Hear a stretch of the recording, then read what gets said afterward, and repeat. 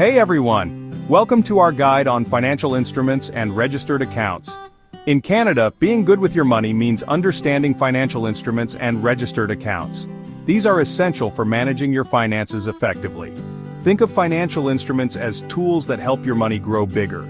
Just like planting a tree, you need the right tools and conditions for growth. Registered accounts are like special savings accounts that give you tax breaks, which is awesome. They help you save more efficiently by reducing the amount of tax you pay. These accounts and tools are super important for reaching your money goals, whether it's retiring comfortably, buying a house, or saving for your kids' education. They provide a structured way to save and invest. Financial instruments are just different ways you can invest your money.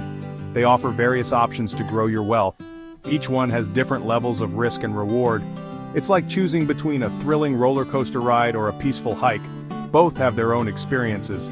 Some common ones are stocks, bonds, and GICs. These are the building blocks of most investment portfolios. Stocks are like owning a tiny piece of a company.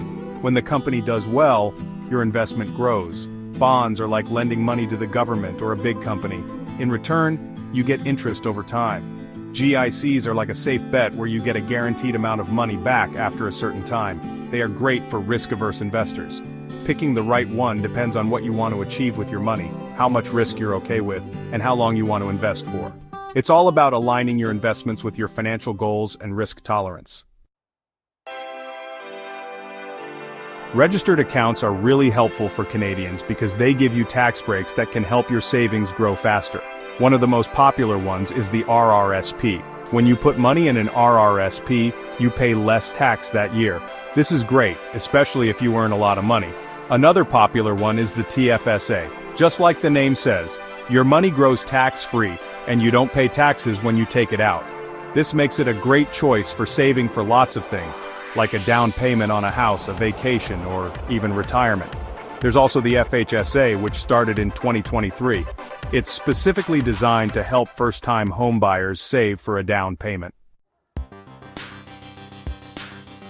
Registered accounts are great for tax breaks, offering significant advantages when it comes to saving on taxes. But regular accounts give you more freedom and flexibility in managing your money. These accounts don't have the same tax perks, but you can put money in and take it out whenever you want, without any restrictions. A common type of non-registered account is a cash or margin investment account. This lets you invest in different things like stocks, bonds, and ETFs, providing a wide range of investment opportunities. ETFs, or exchange-traded funds, are getting really popular among investors. They're a simple way to invest in lots of different things at once, which is good for not putting all your eggs in one basket and diversifying your portfolio. If you don't want to do it yourself, mutual funds are another choice to consider. These are run by professionals who invest your money along with other people's money in many different things, aiming to maximize returns. But be careful of the fees, which can sometimes be higher than ETFs, potentially eating into your profits. Besides your own savings, Canada also has pensions that can provide a financial safety net in your retirement years.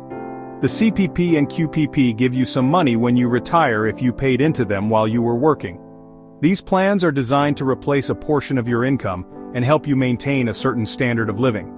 The OAS pension is another government benefit for most Canadians 65 and older, even if they didn't work much. This benefit is based on your years of residency in Canada.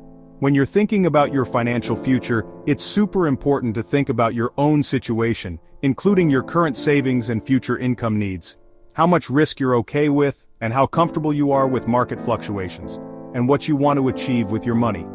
Are you looking to travel, buy a home, or simply ensure a comfortable retirement?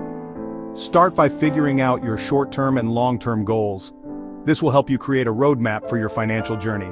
Then think about how much risk you can handle. Your risk tolerance will guide your investment choices. Are you okay with your investments going up and down, experiencing the highs and lows of the market? Or do you prefer safer choices that offer more stability but potentially lower returns? Finally, learn about different investment choices, such as stocks, bonds, and mutual funds, or talk to a financial advisor. They can provide expert advice tailored to your unique situation. They can help you make a personalized plan to reach your goals and secure your financial future.